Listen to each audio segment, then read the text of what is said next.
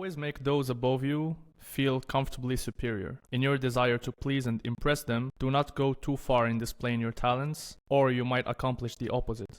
Avoid the temptation of revealing how hard you work. It only raises questions. Teach no one your tricks, or they will be used against you. Be a very bearable and more easy way for you to deal with any circumstance that is thrown at you. So it's also the managing of the right time.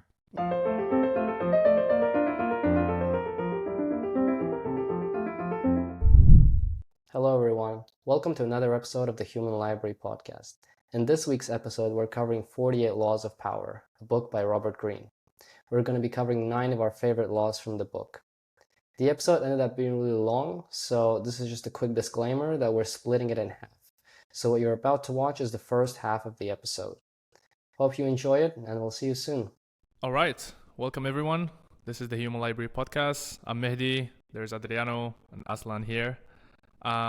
Today we're having a discussion about one of my favorite books, actually. It's called The 48 Laws of Power by Robert Greene, and he's also one of my favorite authors. I think I quoted him many times, many fucking times in the previous episodes. And I highly recommend everyone to check this book, and I hope with this episode you're going to be more intrigued to check the book, actually. So we can start directly with the laws, or I can give a bit of a background about how this book was formed initially. How do you want to do it, guys? I would love the background, man. Yeah, I think that would give context to people who are watching it as well. Mm-hmm. And I'm also curious, actually. Okay. So that was not from the introduction. I just watched and consumed many podcasts in which Robert Greene was a guest. And I remember him saying that I think he was either in Florence or Venice, but I think it's Florence. And the book was published in 1998, so he started writing the book beforehand. And by then he had already accumulated something like more than 60 jobs. He worked in Hollywood. He worked actually in Barcelona as an English teacher. Oh. Yeah, he worked classic. in Paris as a receptionist. He had many jobs, more than 60. And his primal inclination was writing, but then he had, I would say, bad comments from his teachers because his writing was a bit chaotic. And if you buy the book, you're going to notice that there are some writings all over the page. It's not the norm. It's not the normal book that you would open and you're like, yeah, that's classic. No, his writing is a bit different. He would put quotes and references. Even he would put the writing as a form of pyramid sometimes to give a reference to something. And I can show you from the book how it looks like. It's something like that. Well, for the listeners, sorry, but for the viewers on YouTube, there you go. So by then, he was very influenced by Niccolo Machiavelli, the prince. And that's, obviously, if you're not familiar with this figure, you should be familiar with someone who's Machiavellian, or the quote, the end justified the means, right? So yeah, he was influenced by him. He was also influenced by Schopenhauer. And by coincidence, he had this conversation with, I assume, a publisher, that he asked him if he's writing any book, and then Robert Greene started improvising. And he was mentioning actually the very first law that he wrote as a form of, I have this idea of this book to talk about power. Many people have different stereotypes about power, and it's awfully used as a bad term, or people look at power as a bad thing. So his idea was kind of to change this aspect. But I can tell from the book and the introduction that it also comes from a kind of suffering, because he suffered from these laws of power as well, especially the first one.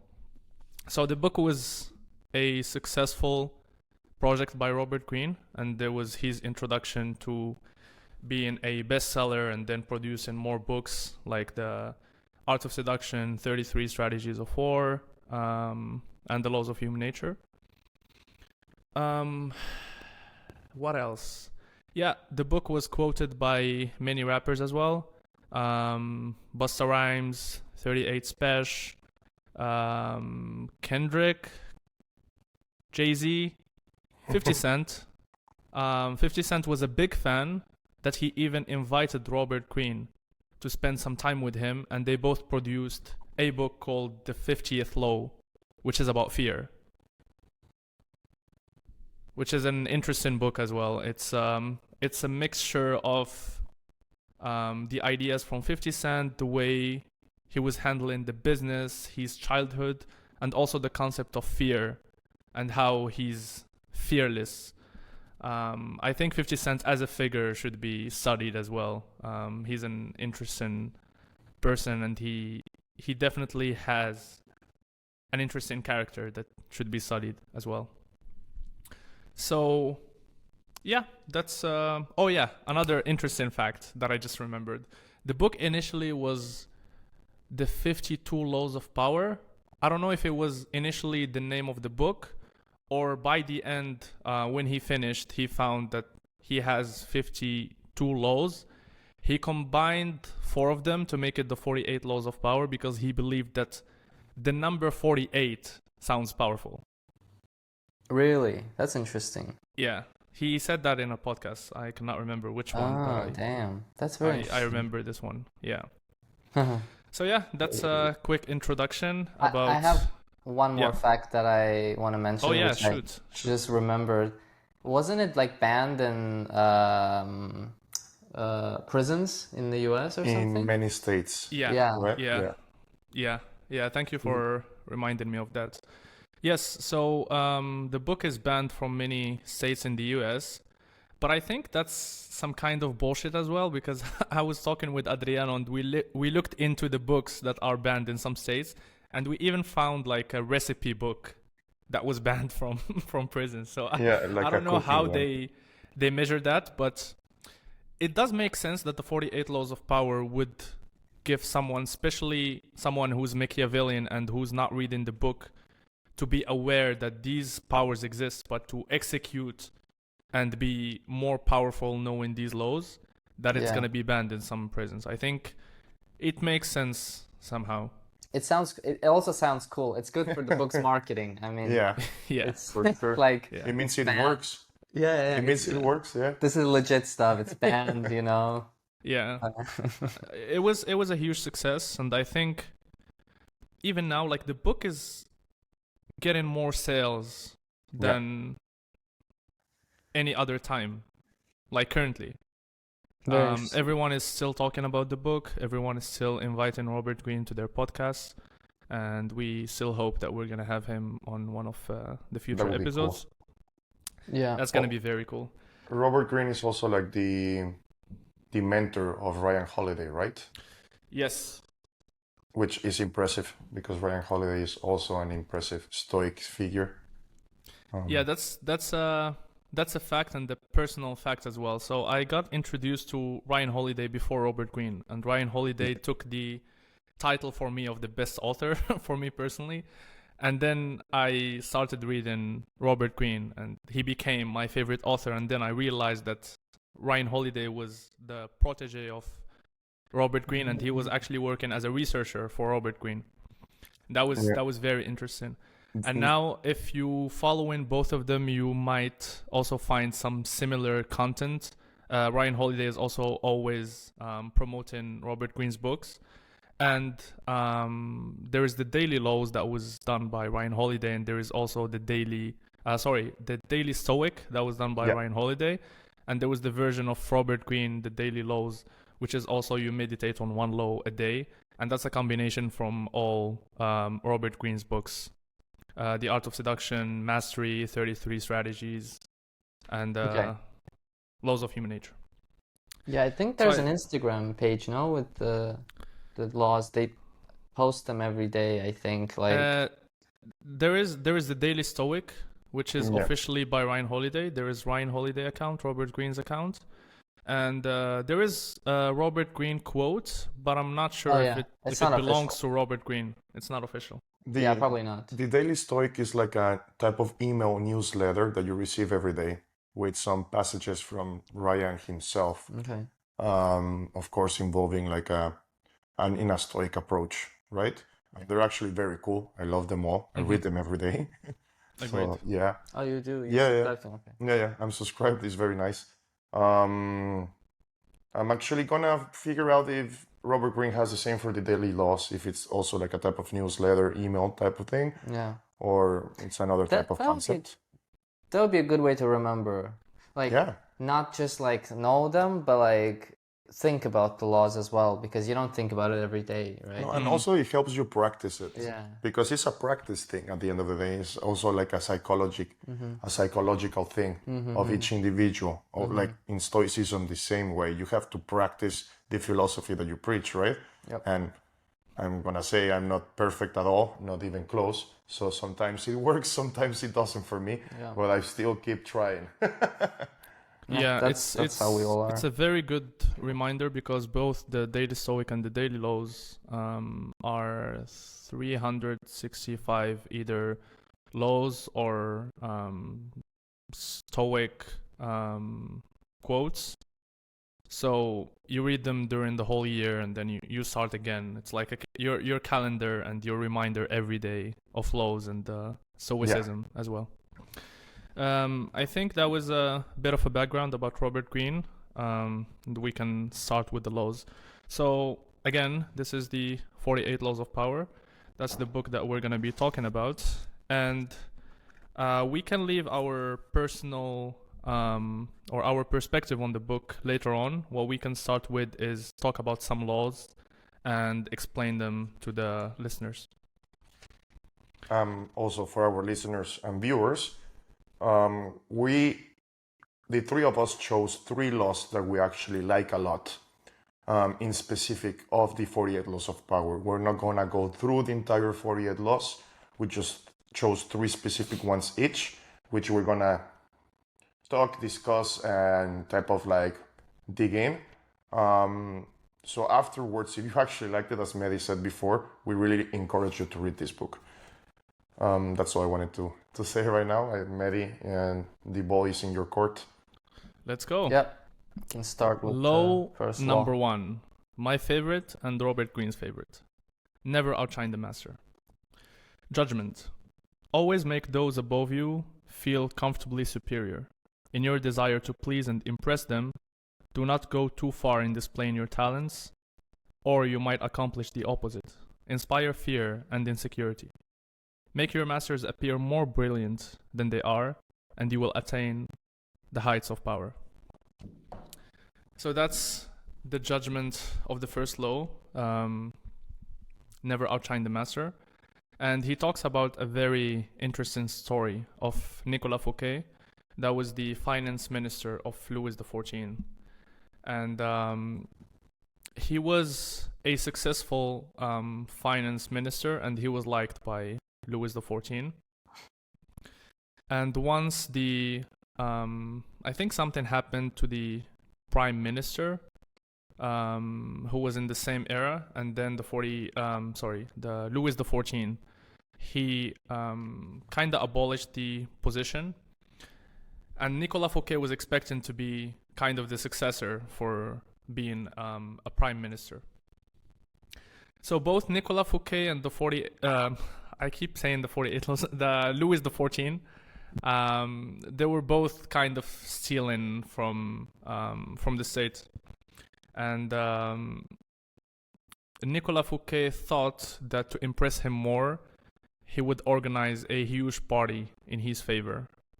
In that way, Louis XIV would feel that Nicolas Fouquet is quite important for him regarding his network,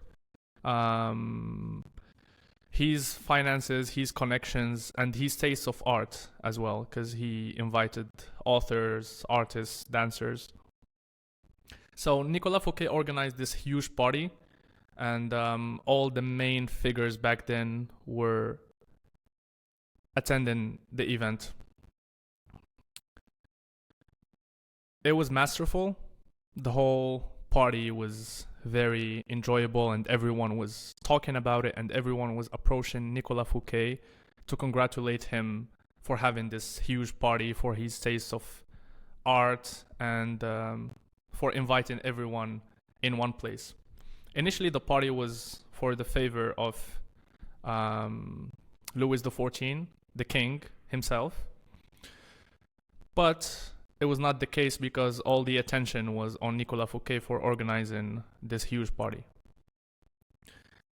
And what happened afterwards is that Nicolas Fouquet would get arrested one day after the party, and then after 3 months, going through a trial and being convicted that he was stealing from the state, which was done by both of them. And then he was taken to a very far prison in the mountain, in which he spent the last 20 years of his life there. So what happened from this story and this tragedy is, you might think that you're pleasing someone by doing or taking an action. And what happened in this story is Nicolas Fouquet inadvertently outshined the king. The way the king felt during the party is that Nicolas Fouquet was getting all the attention. Everyone was looking at him. Everyone was inspired by the amount of money he has to organize such a party. And even though he was doing it for the king or to impress the king, but the king felt this kind of insecurity that this person now during the party is more important than me. And obviously a king should not feel this way. It's not that he should not feel this way, but for a king it threatens his position as a king, right?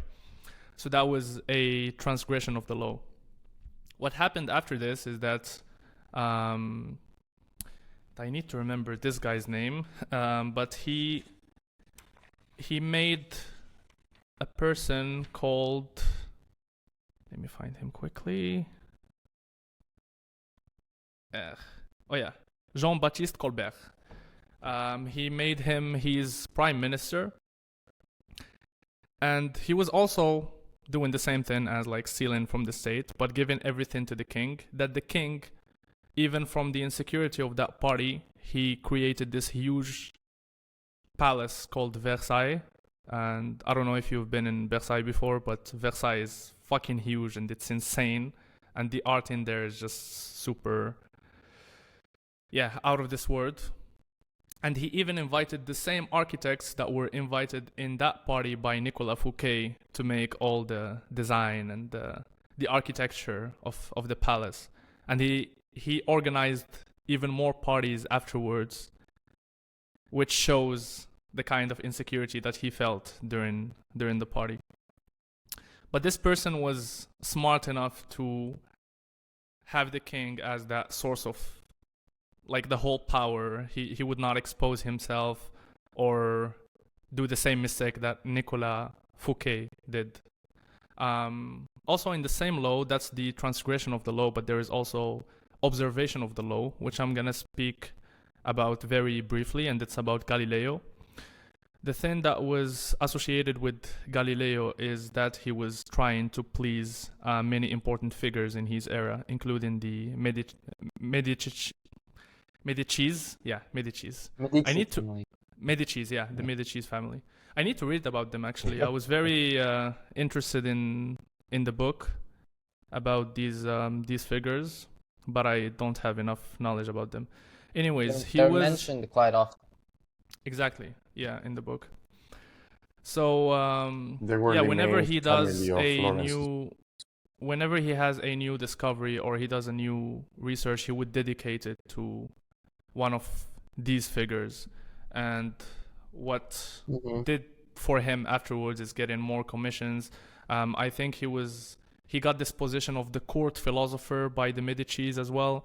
And he got all the success by kind of dedicating some work of his to these powerful and important figures. I'm going to go through some keys to power, just briefly to get a sense of that. And I found myself in law number 2 in the book. Yeah, so everyone has insecurities. When you show yourself in the world and display your talents, you naturally stir up all kinds of resentment, envy, and other manifestations of insecurity. This is to be expected. You cannot spend your life worrying about the petty feelings of others with those above you. However, you must take a different approach when it comes to power. Outshining the master is perhaps the worst mistake of all.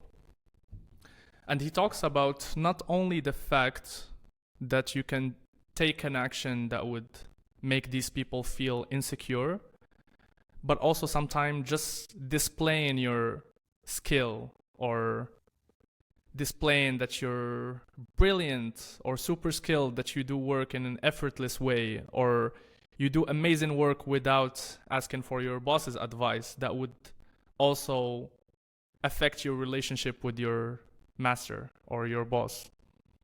One of the things he also asked people to avoid is do not take for granted that you're master's favorite.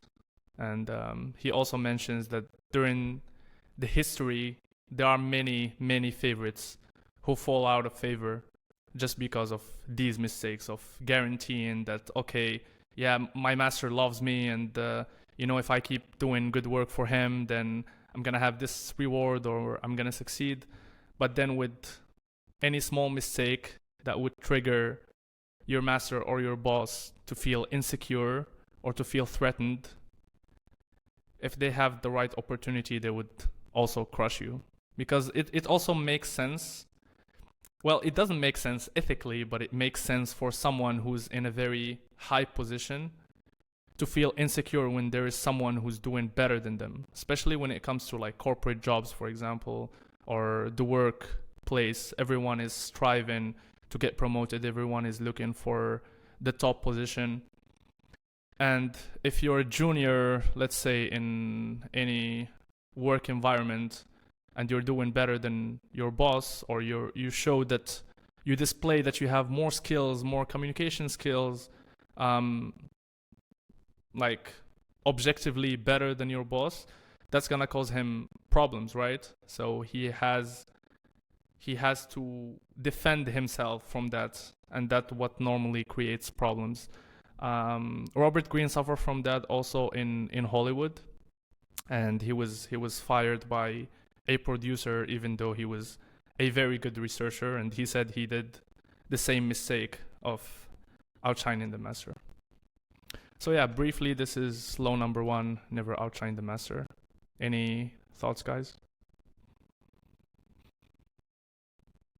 I will say that for example, from my side, you can see this a lot when it comes to like also maybe like sports and this kind of stuff, where like the protege is technically supposed to be better than the master itself, right? Or like in old culture, I will say even warriors or fighters as well. And then when they become arrogant, or when they become like more powerful than the state, something like Julius Caesar style, they get taken off because they have become something that their creators wanted or are afraid of now. A good example is the Gladiator film. Yeah. It's the perfect example, I just realized. Yeah, it's like because in the film he's like, this guy gets all the attention, like, and he Gets the power like from the emperor instead of the slaying kid. everyone that challenges him, and Yeah. then emperor is trying to like get him killed, but then he doesn't die, and then Yeah, it's a little Have bit the- more romanticized, but yeah, the whole idea is the it's kind same. of like he attracts the attention, like we need to get this guy, like we can't let him continue. Yeah. No, that's very true, yeah. For me, it's also like, the envy part is quite interesting as well. I think it's a huge theme in this law, the envy, and I think a lot of the parts of the book as well, and one of the laws I'm going to mention as well later on has the component of envy a lot. I think it's 46. Envy is a huge thing that I think people are And I think it's not always the case in the modern world. I think, like, obviously, there's the reversal of the law, right? Yeah.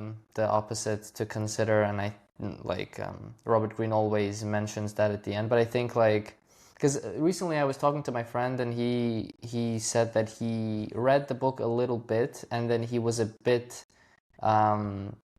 not turned off, but he was kind of from Hesitant. his perspective, it was like, okay, I don't want the world to be this way. Like, the world doesn't operate this way. Like, like my boss is not always out to get me or something, like that kind of thing. But I think, like, in certain circumstances, if it's that kind of a person that you're dealing with, you have to be aware of these forces that are lurking underneath. It's like part of the human psyche and psychology, right? Yeah. And behavior as well. Yeah, exactly. Like, you just have to be, like, even the kindest, most understanding boss, right? Like, that you have.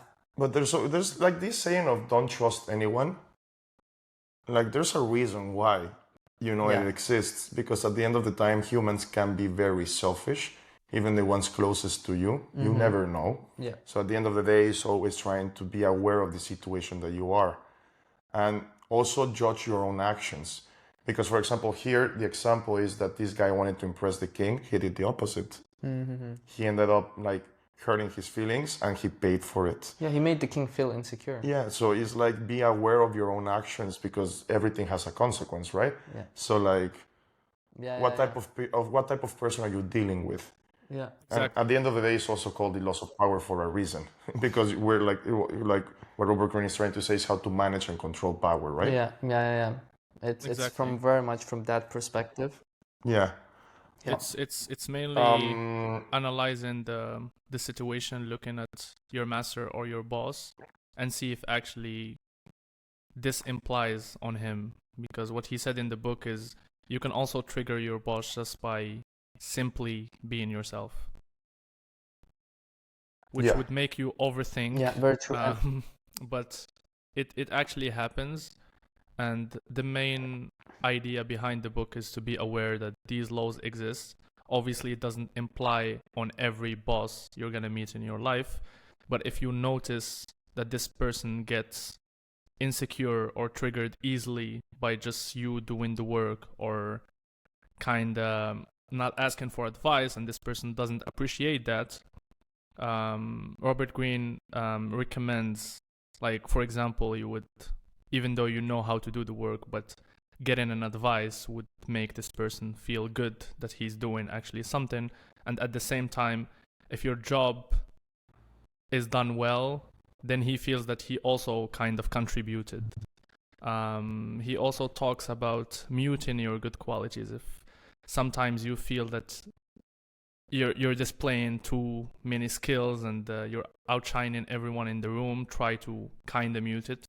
You know what, you are aware of what you can reach by yourself. You don't have to try to prove it to everyone, because again, you might make someone feel insecure. Yeah, I think a lot of it also, it's important to mention, like, it depends a lot on the context. Yeah. Like we said, if it's power kind of context, this will apply. But then if it's, this law may not always be true if the context is not about power, but it's about something else. Let's say, there is a kind of a trope of, like, your teacher wants you to be better, like your parent wants you to be better than them. Like, that kind of like thing. to surpass their own limits, Yeah, right? so in this case, it's not necessarily about power, because there is a different context. Like, they wish for you to be better than them, and it's like all goodwill. And so in that case, this does not apply, which I think it's important to mention that as well, because people might try to apply this as a template type of thing, like, like, never outshine your master, like... well, your master means that someone has kind of leverage on you, and that's most likely like your boss or someone with power that you're dealing with. Showing you the path or the way in their own perspective as well, right? At the same time. Yeah, master can be you can kind of use it loosely in a way where, like, you look up to this person or you respect this person as well, But yeah. it can be positive. Everything can be positive or negative in a certain aspect, right? Okay. I think that's on my end. That's all my thoughts about this. I think about this law.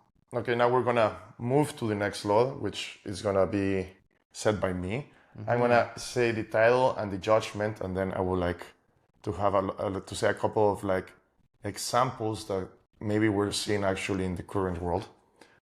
So it will be law number 3, conceal your intentions, and the judgment is keep people off balance and in the dark by never revealing the purpose behind your actions.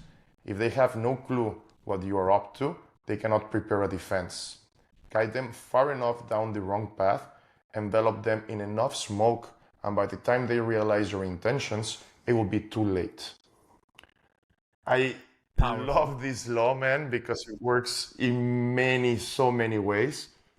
For example, I think for a lawyer type of thing of preparing a case against the judge and this kind of situation, you don't want the other lawyer to actually know what information you have, what your defense base is of, how you're gonna actually use the evidence in your favor and against them. So the entire like game of defense and like attack and defense from the two different type of attorneys, it's literally one of the best ways, in my opinion, to describe this law.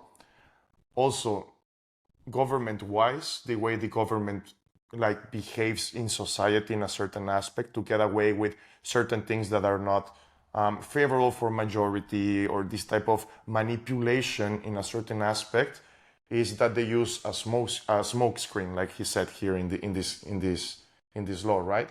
If you define a smoke screen, it will be a cloud of smoke created to conceal military operations.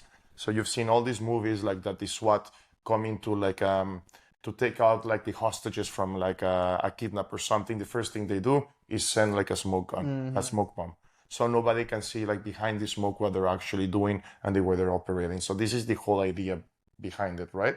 So like in the part 2 of this law, it says that deception is always the best strategy, but the best deception requires a screen of smoke to distract people's attention from your real purpose. This is also very used in ancient military operations, right? Like the Romans, for example, when they used to attack their enemy, they will send the legions in front of them to keep the enemy entertained, thinking that the main attack is coming from the front. And at the same time, they're moving the cavalry all around very long way to hit them from behind. So the whole idea was to keep a deceptive move that the entire force was in front of them, while moving on their flanks to cut them in half and literally defeating them in battle. This type of like deception was also like used for, in a certain aspect, the news channels, when they don't want you to see what's actually really going on, then there's like a very impressive like news coverage that is always taking like all the time in every like channel. So you're focused on this that can be very basic or stupid, instead of actually figuring out the real thing that is happening, right? So when I think the recent example I have for that was when the Nord Stream pipe from Russia to Europe, to northern part of Europe, to Germany, got blown away. Like the media covered a little bit of it. There's a little bit of information, but in the U.S. mainly, the whole thing that was behind it was like Trump's how you said, being charged by the law if he had like a criminal background, if he actually stole things, or like for example the Johnny Depp and like news type of thing that is always focusing on this type of news. So you actually don't see where the main issues are coming from. But this can be also used, like I think another example that we can do a little bit more personal could be even in your job type of thing. If somebody is being like working to get promoted, but like you also want the same position, but you know that it's gonna create tensions between you and him or her trying to fight for the same position, then what you're gonna do is try to, also this works if he or she is senior than you and knows more about the thing and technically speaking deserves it more, you can conceal your intentions in a way that you're also looking for the promotion, but you're like helping them get it, but at the same time you're learning from them, so you can actually also apply for it. I mean, it does very Machiavellical. It's like at the end of the day, and it sounds very like not honorable, but still, it could be like that. So yeah, these are the examples I wanted to discuss for this law. What do you guys think? Yeah, I think this one to me, it's like the first one was like, I guess this one is more Machiavellian probably, I think, compared to the first one. You can feel the difference kind of where it's like more of like it's less about like protecting yourself, but more about like This is more of an attack strategy. Yep. Attack as protection or something. Yeah, You can yeah. always make it like that. But yeah, I found it interesting with the media example as well, like the media apparatus, how it functions, and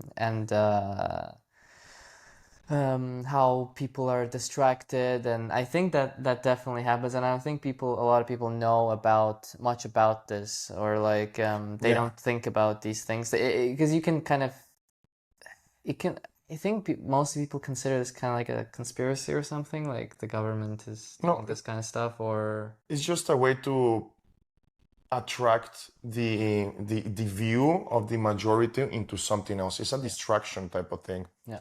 At the end of the day, and like it's fair play in a certain aspect. Yep. Because they're just throwing directions where you can like point view your vision, your view, and then it will be up to you to decide it. Because you can find this information, you can still follow up with like the other part. The thing is that they make it a little bit more difficult for distraction. It's about distraction. It's like when they do the tricks, the card tricks, magician. magic tricks. Yeah. They do like misdirection. The concept of misdirection. That's a very good example of a smoke screen, because they keep you entitled with this hand while this one is doing all the work, right? Yeah, literally. Like if you look at the like ball here or card, I literally like gonna cut the deck in this hand, or like something like that, and then it's right in front of you, but then you don't see it because you're not looking at it. A professional pickpocketer that can take like a watch out of your wrist. Yeah. Without like you are like having a conversation with him and he's like Oh, over here, but at the same time he's working. That's how it works. Yeah. That's the same idea of a smoke screen, and like applying it in a real life concept. Yeah, you're a real Machiavellian master if you're like you can do that, like not like a card trick, but like a proper strategy, like a proper business strategy as well. Like this, like corporate wise, a lot of corporations do the same thing. Because there's a lot of corporate espionage, like espionage between like big industries, like especially like in tech industries. Yep. There's a lot of like corporate espionage between China and the US, and like Apple and other companies trying to figure out what they're doing behind it. So sometimes they throw these fake launches of like, we're following this direction, and when they actually present the product is totally insane. And it's the whole idea of like keeping your enemies on their toes, like without showing them what you're actually really up to, just giving them a glimpse of maybe what you're working on. Yeah.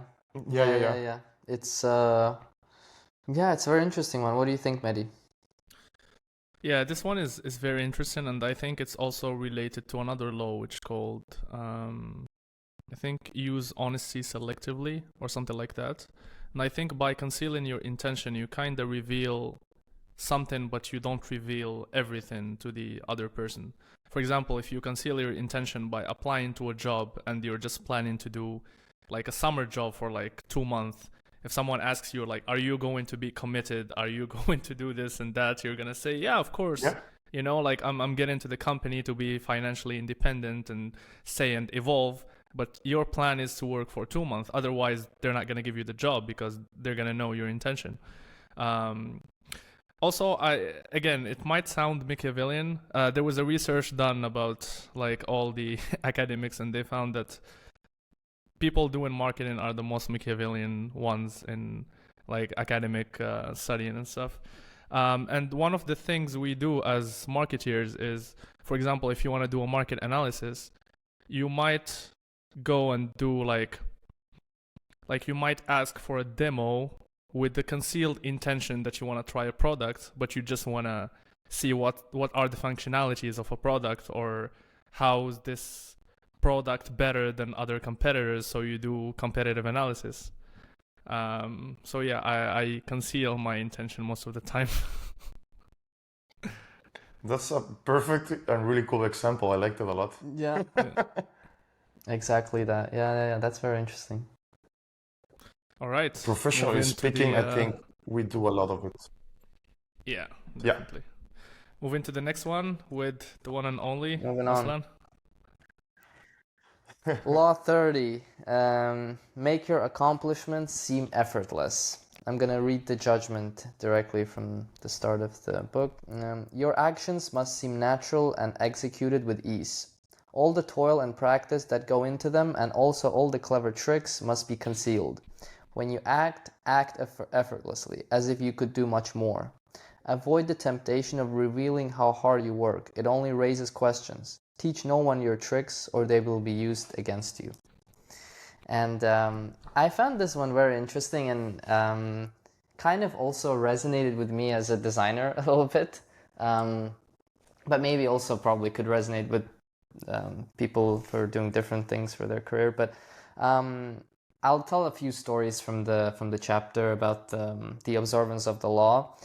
And the first one is about the tea ceremony. And the guy's name was, let me see, Sen no Rikyu. So it's a Japanese tea master, and he came up with this concept of like the tea ceremonies, hot water for tea, chan no yu. And basically he was a huge admirer of like natural beauty, or like effortless beauty, let's say. He was there are some really I think kind of funny, I think even funny stories where one day him and his son, they were walking down the road, and they saw they were going to one of his friends' houses to have a tea ceremony. And his son saw the door, like the gate in one of his friends' houses, and he was pointed at it. He was like, "Oh, look at the gate! It's so interesting. It's like very intricately made, and it's like quite. You can see how old it is." And he put a lot of attention and effort into it. But then Sen no Rikyu was like, he instantly noticed how the door doesn't seem like it belongs, like the gate doesn't seem like it belongs there. So it was brought from somewhere else, and like he instantly saw that like it didn't come, it's not from here, it came from far away, and it's like very hard work to bring it there. Yeah. So he was instantly turned off by it, because he realized that this is kind of like a farce. Like it's not the moss is not like from here, and it's not like actually this kind of natural beauty that came about on its own, but the owner of the house brought this here to put it here to make it look like it's like that. Yeah. And the whole trickery kind of was revealed, or like the effort that he put into it, and that instantly turned him off. And then he couldn't stand the tea ceremony after that, and he just left as soon as he could. Which is a very funny story. But to me, it just seemed very kind of, I found it so interesting. Okay, this guy is so like into this kind of concept of natural beauty, and it would turn him off. And then another interesting story, it was they were again at one of his friends' houses with his son for a tea ceremony.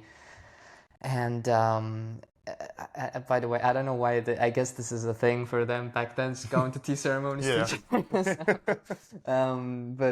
So they go to one of his friends' houses, and he's like a host, so he's hosting Sen no Rikyu, and they have the tea ceremony, and he has a dessert that he wants to give them, and he needs a lemon for it, like for the dessert, to make it good, and like a slice of lemon. So he goes to his garden, cut the lemon to give him the dessert, and then somehow Sennorikyu finds out, it doesn't say how, but he somehow realizes that it was staged and planned, this whole I don't have a lemon situation, and I'm just gonna go fetch it from my garden.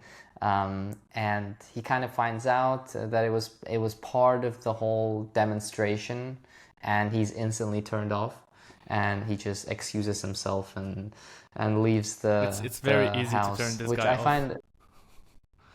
Oh yeah, he's yeah, His expectations were high. a diva. He's but yeah, it's very interesting, and also like this one has some cool stories that I really kind of got imprinted in my head. There was another one with these Japanese uh, dudes who are like obsessed with natural beauty. There was another one where I think it was the guy who was he was like the follower of teachings of Sen Norikyu, and he was quite a like kind of like an apprentice, or like he really liked his ideas. And one of his friends again was visiting, or I think not even a friend. I think it was oh yeah, Lord Sakai Tadakatsu. So another lord wanted to visit him, and the guy's name was Yorinobu. And then so he replied that he would be honored to do it, and then he would come. And basically this guy Yorinobu, he obtained this this lamp that was very very beautiful and antique, and it had like natural like moss covering on it, like it's like untouched kind of like so this natural beauty. I think Japanese people, they have a concept for that, which is quite famous now, wabi sabi. Yeah. Which is this effort, like it's very hard to define what it is, but it's kind of like part of it. It is related to the tea ceremony and this effortless beauty, kind of natural beauty. See the beauty in the simple things, Yeah. and this thing looked very, very like ordinary and very simple, and that was the reason why this story gets interesting. So the people who tend to his garden, to Yorinobu's garden, they modified the lamp because they were like, the windows on it are too small. It's one of those, I think it's one of those like lamps with like windows on four sides. Yeah. And then they modified the window because they were too small or something. And he was outraged because they ruined it. Yeah. They perfected it, and that was not the beauty of it. Yeah, exactly. And he was outraged, and he was and then after he calmed down, he remembered that he has another one. He has two of them, and this one is on a different island. And basically, he was like, "You got 2 days," and they would have to go fetch the other lamp from another one of his houses in another island. And they get it from there, and it takes them 2 days, and they barely make it. And they put it there, and it looks even more perfect because it's like, it was in a kind of an abandoned spot where it had a beautiful like moss covering, and it was just like perfect. And he's happy, and then Lord Sakai visits him, and it's all good. And this is kind of all of these stories are kind of like half observance of the law, half transgression of the law, in some like the lemon story. So it's the basic concept here is that, to me, it's like you see it's like, see, not like, because obviously, you know, the what is the morality kind of the conclusion from the story about the lamp is that, you know, the guy comes, Lord Sakai, he comes and he has no idea what happened. He doesn't know that it was fucked up, like the first lamp. They had to go and get it in 2 days and bring it back. He thinks this is like, oh shit, like you got the lamp here, it's beautiful, it's been standing here for a long time. It's, you know, it's like very naturally blends in with the garden, and it's like perfect, right? But he doesn't know all the effort, the human effort that it took to actually make it that way. Yeah. And if he learns, it's all fucked. Like it's the impressive. It loses its magic, right? Exactly, it loses magic. And the big part of it also is that nature produces this beautiful beautiful things, you know, like the kind of, let's say, even the moss covering, or like how things age, you know.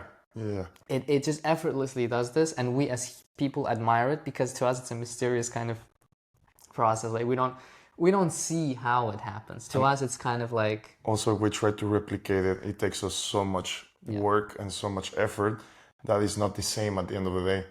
It's like the example of the artist I said, like when I said when we cut off, that if you see that someone makes a painting, a beautiful ass painting, in 3-4 strokes, you're like, this is incredible. He has like, or she has like this amazing skill, your talent. But if you see like, if someone is taking 3 years to do the same type of painting, then you're like, okay, I can do that the same way. I can take also 3 years to make it. What's the big deal with it? That's not impressive enough. You know, like, so normally if something takes you so much work and time, just act like it doesn't, because then you're also intimidated and impress other people at the same time. The example of a fighter is that if you're like in a fight with someone who is looking very loose, like seeing very calm, that he knows what he's doing, he's been there before, like this is his jam, and every time you like throw the strongest punch you can, he just avoids it very easily or blocks it without any effort whatsoever. You as another person, you get intimidated by it. Yeah. So even though the other guy is actually like sweating his ass off for doing it, his appearance is like, this is easy for me. This is a piece of cake. And this is also part of the law, right? To always make sure that people interpret whatever you do. Like if it doesn't take you so much effort in doing it, like it's very easy for you, it comes naturally. You know, it's like for you it will be difficult and complicated, but for me it's the easiest thing in the world. Yeah. And there's also the concept of in your daily life, kind of, where this is something that I realized after reading this chapter also, is the Sprezzatura, the capacity to make difficult seem easy. La Sprezzatura. Yeah. And it's like the definition for me before I heard this was studied effortlessness, which is kind of an interesting. It's like, it's like contradictory, kind of like you, because to me, I had a friend. He's like very kind of he was really into fashion, and he liked dressing up in cool outfits and stuff. And he coined this thing that I found interesting, like studied effortlessness, which is like you dress in a way where it doesn't look too preppy, like you try hard, but it looks good. It makes it look easy. You know, but you look still like out of the ordinary. Put together well, but it looks like it's like casual, like I just put this on real quick, like, but then you kind of planned it out more than just like I grabbed this and put this on. It's like a pizzero at the same time, you know, the art of throwing the dough in the air and catching it with a hand, or like a bartender that is just like flipping like cups, and it's like, Jesus, it looks so easy. But you don't know that he took like 3 years to learn that shit. How many glasses were broken? How many glasses were broken? But he's not telling you that. He's showing you that for him it's very easy, and that is impressive. You know, that's like the art of impressing someone. Exactly. Oh my God, so cool. In terms of the reversal of the law, also very interesting is it depends highly on your audience and who you're trying to impress, or who you're doing this to, because and how you will do it, no?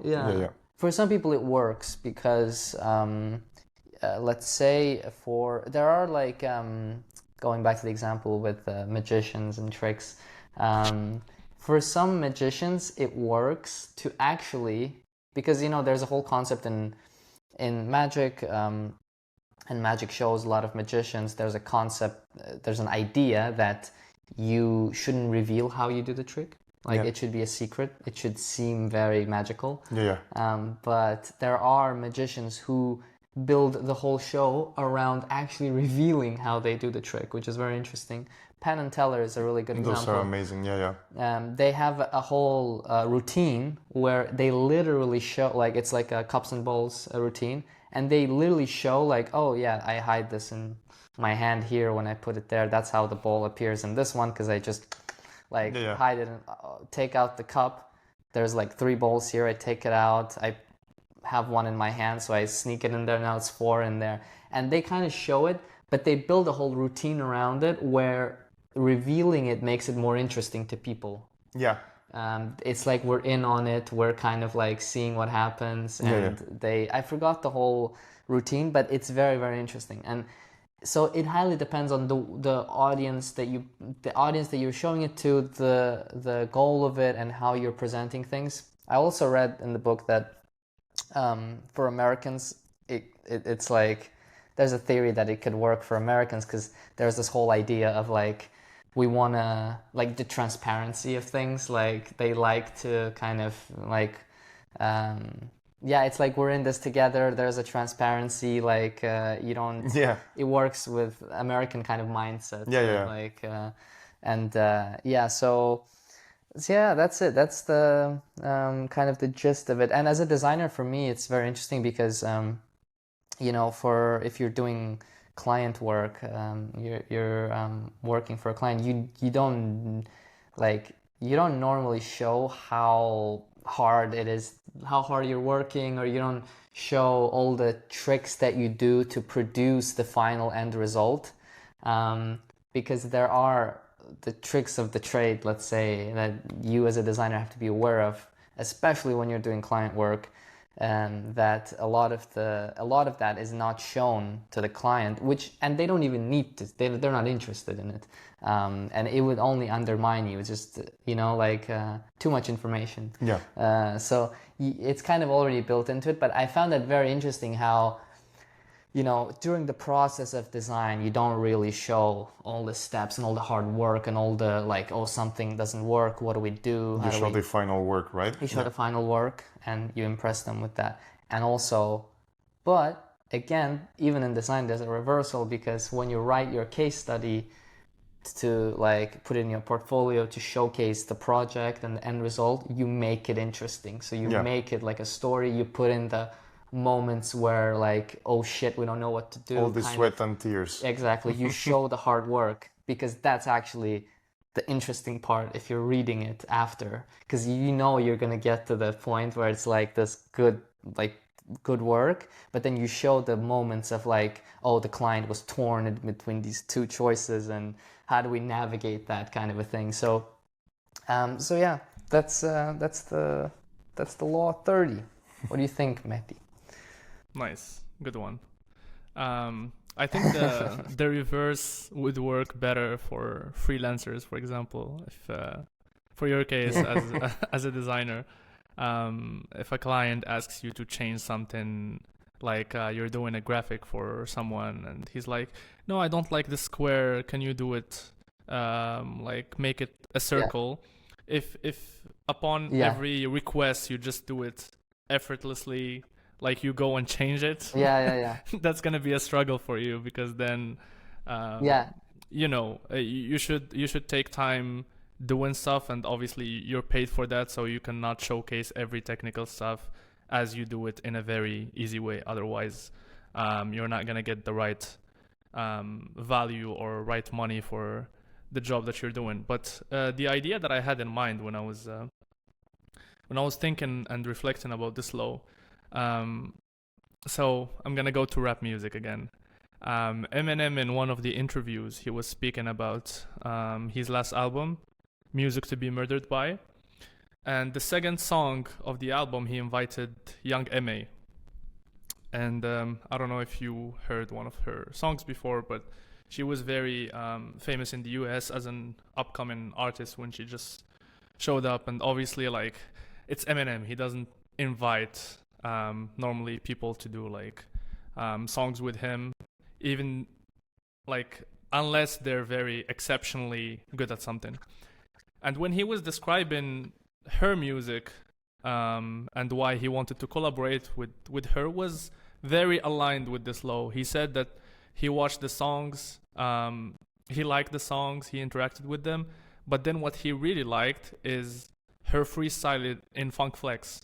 So Funk Flex invites rappers to do freestyles, and obviously for rappers, freestyling or doing live freestyles is your assessment. That's how you get exposed if you're really good or bad. And Eminem's comment on this artist was like, she was calmly murdering the freestyle. Like she was acting as if she's having fun. You know when rappers act aggressive with like the flows and the word and change of voice, she was very chill. She was like having fun. She was very calm, and she made it seem that she does it like every day. She freestyles every day. It's not a big deal. And that's one of the lows, or that's one of the things that very, I would say, very much like attracted him to this artist to invite her to collaborate. So it just resonated with me that when you do something in an effortless way, it's like you showcase expertise. You showcase that you're very good at what you're doing. You know your stuff. You don't need to go and do research or ask someone. You just do it because it's very easy for you. So you master it. That's how it get displayed afterwards. Yeah, that's a good example. Yeah. I liked it a lot. Yeah. Never, yeah, like not yeah, because she didn't show basically she didn't reveal all the hard work and if she even planned it or how Her and all cards these. under the sleeve, right? Yeah, it's part of the magic, definitely. Yeah. All right. Think move into the next law. Always say less than necessary. Judgment. When you are trying to impress people with words, the more you say, the more common you appear. I like this line. And less in control. Even if you are saying something banal, it will seem original. And it will seem original if you make it vague, open-ended. Powerful people impress and intimidate by saying less. The more you say, the more likely you are to say something foolish. And it happens a lot, right?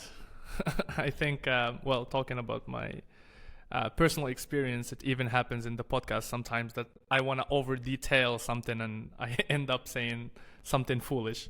And the main idea behind this law, or talking about the backstory first, and going back again to Louis XIV, because he had this reaction, which is, I shall see, whenever someone asks him about something. That was his favorite phrase, and people would not hear more than I shall see.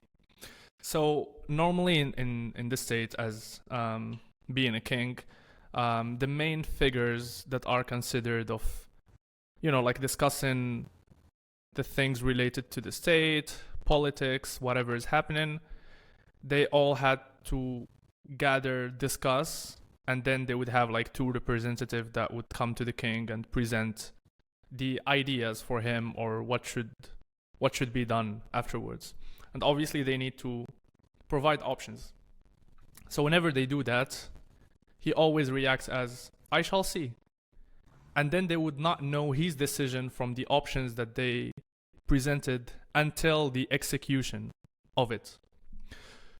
What this does is the same kind of the law that Adriano talked about, which is he leaves them unbalanced. They don't know what's his next move. So they need to be fully prepared because he didn't reveal his intention of what options he's going for. So they need to do like fully the work from all sides to make sure that he's not gonna come at them afterwards for fucking something up, like any of the options that they provided. So he's always, I shall see. I shall see. That was his reaction, and he was very famous by saying this phrase. I'll read a bit of the keys to power. So power in many ways a game of appearances. And when you say less than necessary, you inevitably appear greater and more powerful than you are. Your silence will make other people uncomfortable. Humans are machines of interpretation and explanation. They have to know what you are thinking. When you carefully control what you reveal, they cannot pierce your intentions or your meaning. So, short answers or silence makes you a bit mysterious, unpredictable, and people are off balance when you do not reveal much. And you can see it in people's eyes when you're not a very expressive person. Even in your body language, your nonverbal cues, you don't show much. People always have more questions. They're more interested in you because they don't like this idea of, not satisfying their curiosity and not knowing what your next move would be. So yeah, that's law number 4. What do you think, guys? It's a very interesting one because it's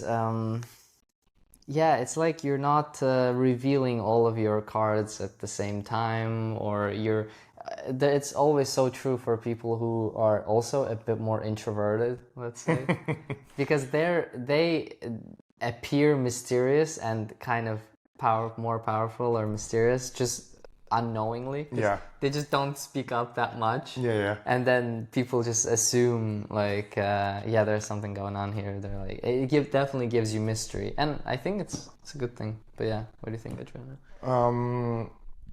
For example, for me, when I get nervous, I don't shut up. I just start talking and talking and talking, and then it has been many few times that I have just digged myself a hole that I get into it. Because I say more than they needed to hear sometimes, and then they have more questions about it, and then I have to explain myself more, and then like the situation grows more than it's supposed to be just because I couldn't keep my mouth shut, personally. So like in an aspect, for example, professionally, I have learned in my past jobs and the current one that I have, that the less you say to a client, the better, for example, right?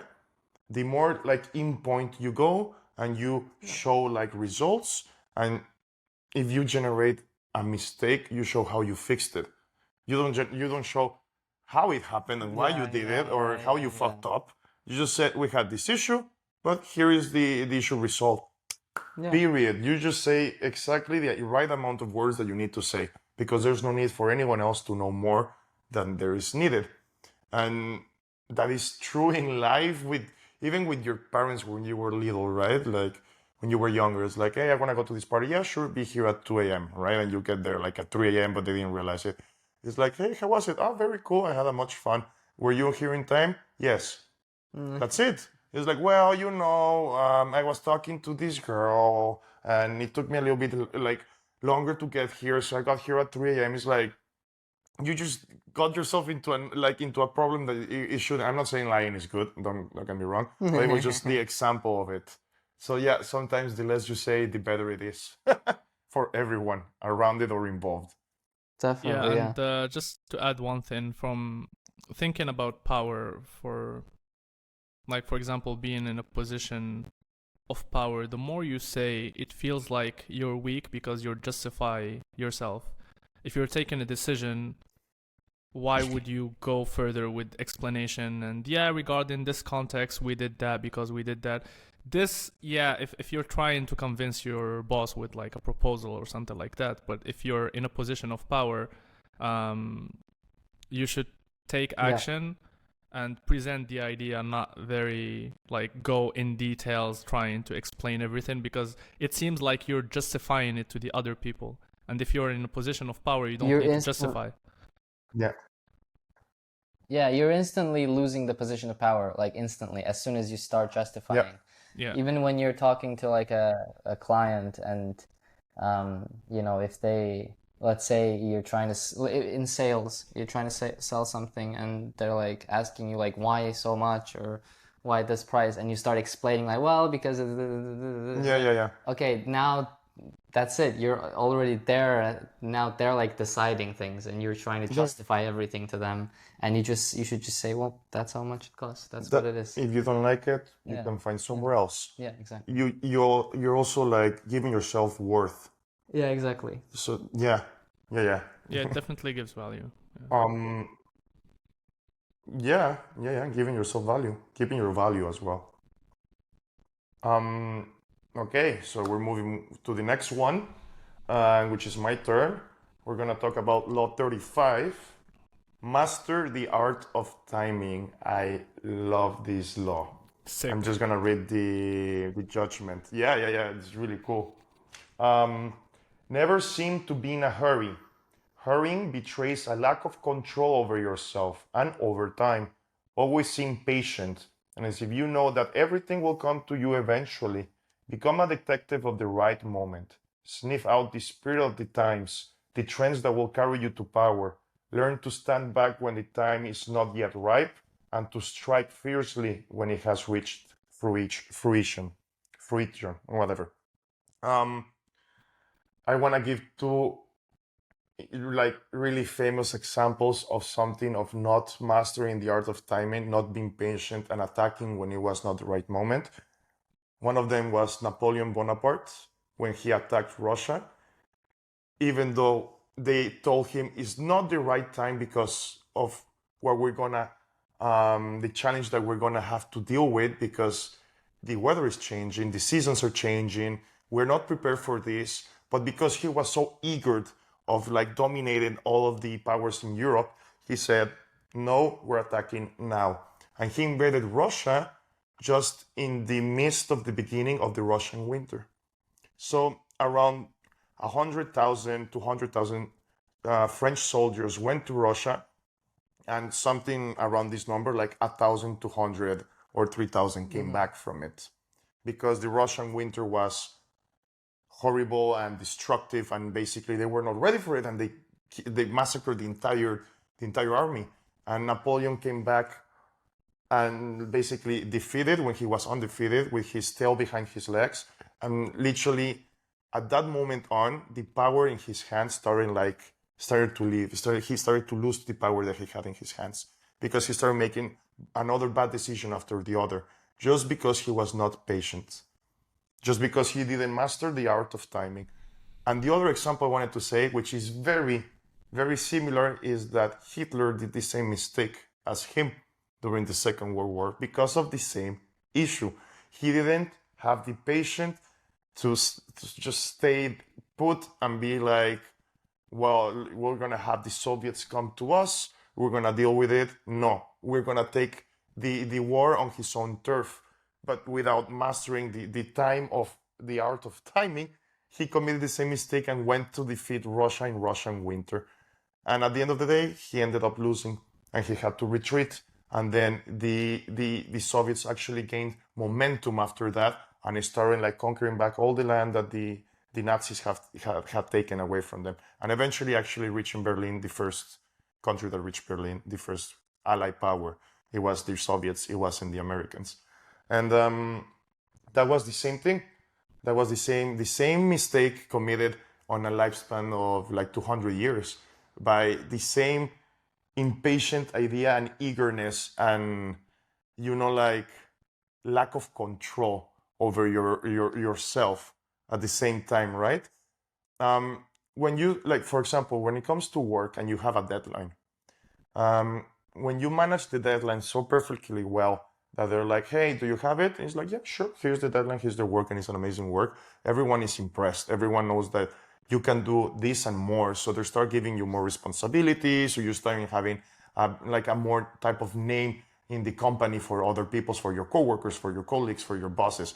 And they have this trust in you that he knows what the fuck he's doing. He has his shit under control, right? While if it's the opposite way around, that is like, hey, is the deadline, how are you doing? Give me 1 more hour, please. I'll have it today. Give me 1 more hour. Give me 1 more day. It's like, why should I give you another day? Or why should I give you this extra time when you had all this time to prepare, to have your shit done? Like, why are you doing this? You're making it worse for everyone. So when you go and ask for the promotion and be like, hey, I want a promotion. No, you never have anything on their time. So even if you attack for like whatever you're looking for, it will be like, it won't be given to you, because there will be other people that are doing the same thing as you, but better. And it's like giving this type of sentiment that they know what the fuck they're doing.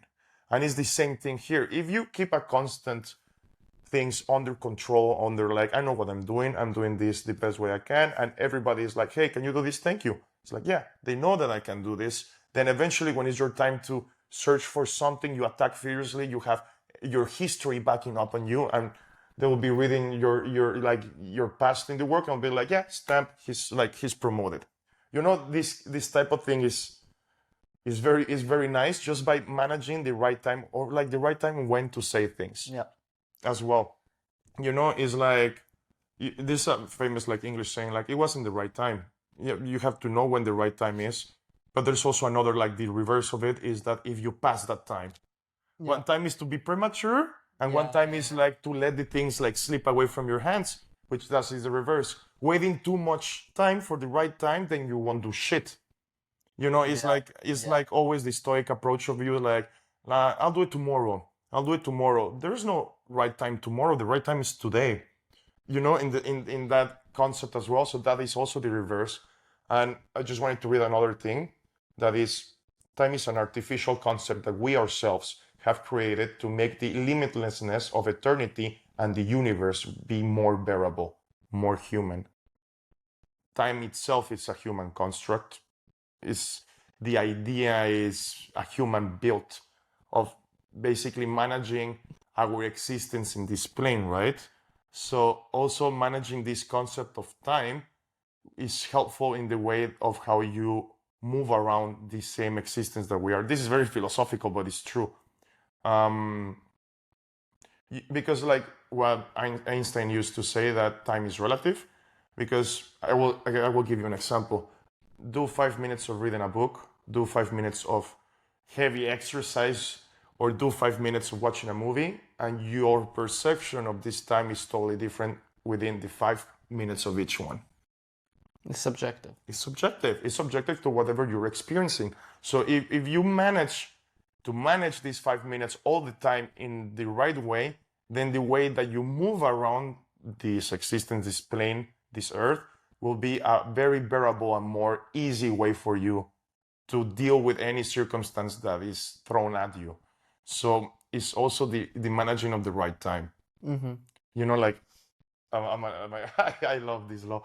All right, what do you guys think, guys? I think it's always like that thing also, when you ask when you're a kid and you want to ask your parents for something, and you like need to find the right time.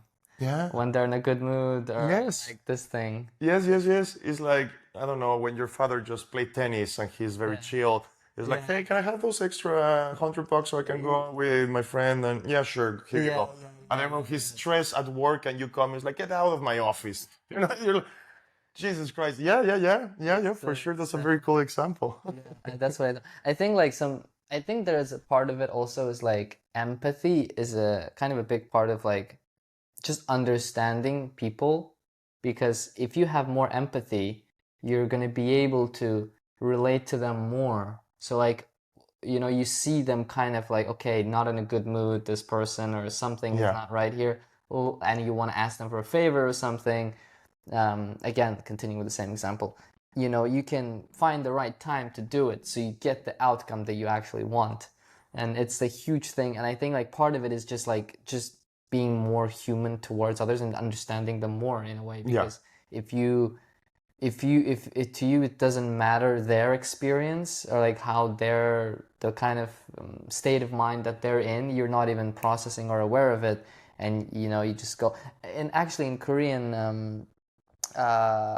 Korea there's this concept of nunchi, which is it's kind of like a philosophy which they teach to all the kids, and it's a huge thing in Korea, and it's basically like the awareness of the room, like the ability to read the person or read the room or read the situation and act accordingly. So it's a simple things like simple thing is like, someone's not in a good mood, don't ask them for this thing right now. Find a better moment to do it. When you're in class, don't be rushed by it the same way, right? Because also when you are like acting in a rush, you're acting like in despair. Yeah. And it's never nice or pretty to look someone at despair. Yeah. because you're also giving power to the other person if you look like you're desperate for something. Yeah. Because like I'm desperate to have this situation, I need an answer now. It's like, maybe I won't give it to you then. Yeah. Maybe, you know what? Fuck you. You know, I'm gonna just play around with you because I can, and that's it. Yeah. Now I know that you want it so much. Exactly. Like. Yeah. Now I'm bored. I'm just gonna play with you for a while. And Yeah. Or like do something else for me now. yeah. Well, if you want this, then guess what? I need something from you. Yeah.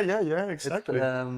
It's very yeah, and then this concept is, and then you know also this thing is that they have it's so ingrained in their culture in Korea that they can say that, oh, this person has bad nunchi. Yeah.